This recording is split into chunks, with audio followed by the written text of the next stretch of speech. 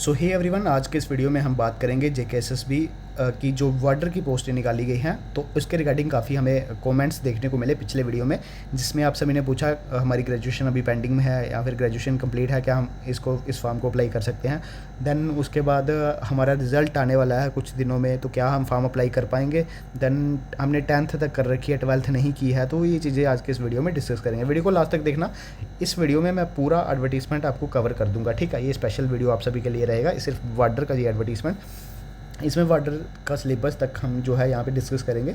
तो first of all, वार्डर की जो पोस्ट होती हैं ये मोस्टली एक तरीके से प्रिजन डिपार्टमेंट में होती है, जो जेल वार्डर की आप पोस्ट कह सकते हो। ये आपके जहाँ पे जेल वगैरह होती है तो वहाँ पे इनकी ड्यूटी रहती है, वार्डर वगैरह की पोस्ट होती है। होम डिपार्टमेंट एक तरीके से जेके पुलिस लेवल की ये पोस्ट है, और इसका सिलेबस भी मैं आपको यहाँ पे पहले ही बता देता हूँ। अब जेकेपी का जो कांस्टेबल का सिलेबस है, आर्म्ड एग्जीक्यूटिव वगैरह का, तो वो आप यहाँ पे पढ़ सकते हैं। यही सिलेबस आपका रहने वाला है। अगर कुछ इन्होंने एक्स्ट्रा पोर्शन ऐड करना हुआ तो वो कर देंगे, तो वो तो आप बाद में भी पढ़ सकते हो। अगर आपने किसी ने तैयारी करनी है तो ये जेकेपी का सिलेबस आप पढ़ लेना, ठीक है। ये एडवर्टीजमेंट नंबर 5 है 2026 का, और काफ़ी टाइम से ये पेंडिंग में था। होम डिपार्टमेंट में 288 वैकेंसीज है। ये इसकी ऑनलाइन डेट्स है, अप्लाई डेट्स है 27 जुलाई से लेके 25 अगस्त, यानी कि एक महीने का समय आपको दिया जाएगा 288 पोस्टों के अंदर जो आपकी निकाली है। बाकी एज लिमिट आपको मैंने बता ही दी थी, जो 18 से लेके मिनिमम सबकी 18 रहती है, ठीक है। और मैक्सिमम जो जनरल कैटेगरी की है वो 40 रहती है। बाकी 3 साल की सभी कैटेगरीज़ को एज रिलैक्सेशन दी जाती है, जैसे ST1, ST2, SC, RBA, ALCIB, EWS, OBC, तो 43 तक इनकी एज लिमिट रहती है, ठीक है। देन इसका फिजिकल भी होता है, जैसे पुलिस को होता है। जैसे यहाँ पे मैं आपको बताता हूँ, जो 30 साल से जो 18 से लेके, ठीक है, 18 से लेके 30 साल तक जो कैंडिडेट रहते हैं उनकी 6.5 मिनट में रनिंग रहती है, ठीक है। 1600 मीटर रहेगी, 1600 मीटर, और 20 पुशअप्स आपको लगाने पड़ेंगे। वही फीमेल्स की बात करें, जो 18 से लेकर 30 साल तक लड़कियाँ रहती हैं उनकी 6.5 मिनट में रनिंग रहेगी, और 1 किलोमीटर इनका जो मीटर है वो थोड़ा कम रहता है, 1 किलोमीटर यानी कि 1000 मीटर इनके रहता है। और इनको एक 14.5 फीट जो शॉर्ट पुट है वो यहाँ पे फेंकना पड़ता है। 4 kg का ये शॉर्ट पुट होता है, ठीक है।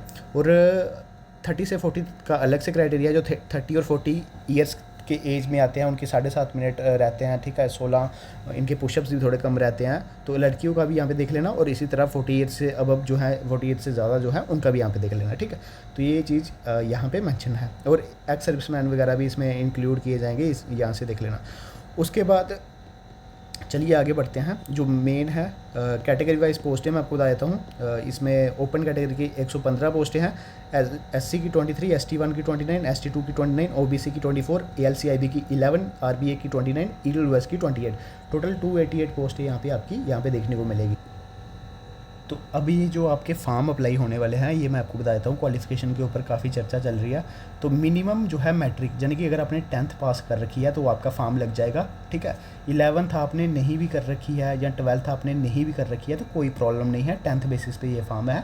ये मैक्सिमम 10+2 इसलिए लिखा हुआ है कि मैक्सिमम से मैक्सिमम आपने 12th करी होनी चाहिए, यानी कि इसमें ग्रेजुएशन वाले एलिजिबल नहीं है।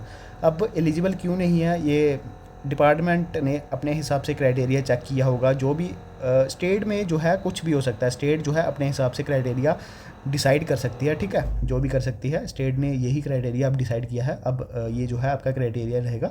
अब यहाँ पे बात रही जो कैंडिडेट अब ग्रेजुएशन में एडमिशन लिया, जिनका फर्स्ट सेम चल रहा है, ठीक है, फर्स्ट ईयर चल रहा है या सेकेंड ईयर चल रहा है, ठीक है, जिनकी अभी कंप्लीट नहीं है, तो वो भी इस फॉर्म के लिए एलिजिबल है, ठीक है।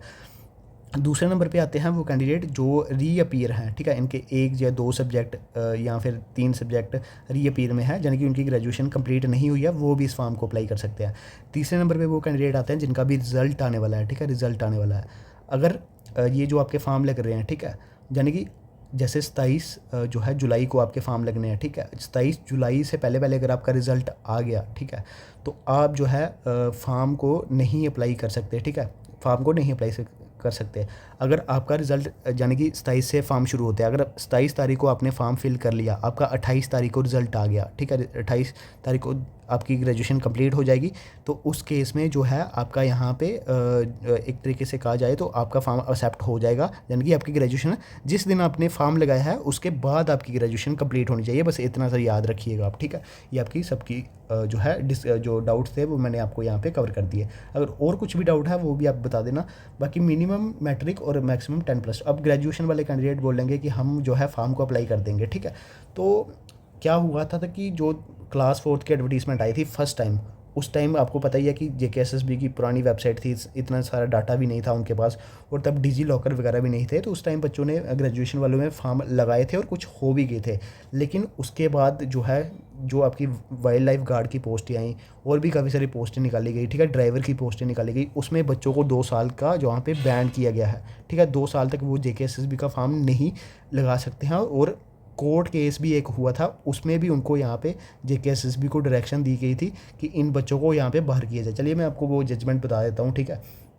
तो ये आपके लिए ही मैं आपको बता रहा हूँ, क्योंकि जो अगर आप जो ग्रेजुएशन वाले बोल रहे हैं कि हम फॉर्म लगाएंगे, मेरा मतलब एज़ ए चैनल हम आपको ये एक एडवाइस दे रहे हैं कि ये चीज़ है। बाकी आप क्वालिफ़िकेशन के लिए मैं आपको बोल दूं कि क्वालिफ़िकेशन इसकी ग्रेजुएशन होनी चाहिए थी, ये मैं आपसे एग्री करता हूँ। लेकिन जो चीज़ें यहाँ पे आपको नहीं बताई जा रही है, वो चीज़ें मैं आपको यहाँ पे बता रहा हूँ।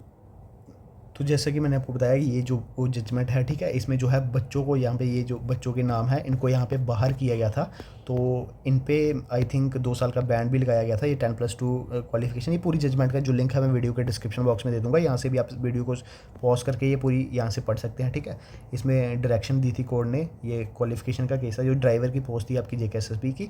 तो एक तरीके से कहा जा सकता है क्लास 4th के बाद, आपको पता ही है, जैसे ही पहला इंसिडेंट होता है जिसमें क्लास 4th में काफ़ी बच्चों ने फॉर्म लगाया था, उसके बाद क्या होता है, उसके बाद जेकेएसएसबी ने इस चीज़ को सीरियसली लेना शुरू किया और काफ़ी बच्चों पे केस भी हुए, काफ़ी बच्चों को 2 साल के लिए बैन भी किया गया था।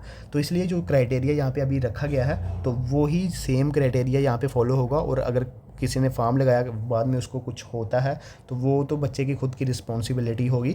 और यहाँ पे अभी जो है क्राइटेरिया इसका चेंज नहीं होगा, चाहे आप मेमोरेंडम डालिए या कुछ कीजिए, क्योंकि जब एक बार रिक्रूटमेंट प्रोसेस जो है शुरू हो जाता है, तो उसके बाद काफ़ी पॉसिबिलिटी रहती है कि आप जो है क्राइटेरिया चेंज नहीं कर सकते। जैसे फॉरेस्टर का हुआ, ठीक है, उसकी देख सकते हैं, अभी तक कोई भी जो नहीं है वो डिले होता होता केस होता हुआ डिले हो गया, ठीक है। अब इस पर अगर केस होता है तो ये भी डिले हो जाएगा, ये 3 साल तक आप फिर भूल जाना कि एडवर्टीजमेंट आएगी। तो एज इट इज़ जो बच्चे हैं वो इस चीज़ का ध्यान रखें। बाकी हमारा काम था आपको एडवाइस देना, और बाकी मैं कोशिश करूँगा कि जो ट्वीट वगैरह डालने की, जो आपकी अपकमिंग रिक्रूटमेंट आएगी क्लास 4th की, तो उसमें ग्रेजुएशन एलिजिबल होने चाहिए। तो ये चीज़ ज़रूरी भी है, क्योंकि काफ़ी बच्चे ऐसे हैं जो अनएम्प्लॉयमेंट रेट देखा जाए तो ग्रेजुएशन का सबसे ज़्यादा है, तो इसमें बच्चे एलिजिबल होने चाहिए थे।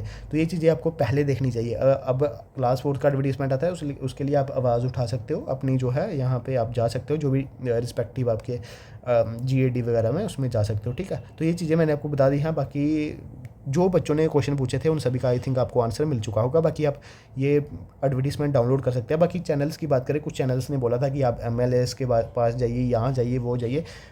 हाल्ट अगर आप करवाना चाहते हो इस एडवर्टीजमेंट को, तो वो आप करवा सकते हो, केस कर सकते हो, या एमएलएस के पास जा सकते हो, लेकिन उससे कुछ नहीं होने वाला, उससे टाइम वेस्ट आपका होगा। तो ये चीज़ मैं यहाँ पे आपको बोल देता हूँ, इसलिए मेरा मोटिव था ये वीडियो को बनाना। बाकी कोशिश कीजिए जो अगली एडवर्टीजमेंट है आप उसके लिए आवाज़ उठाओ।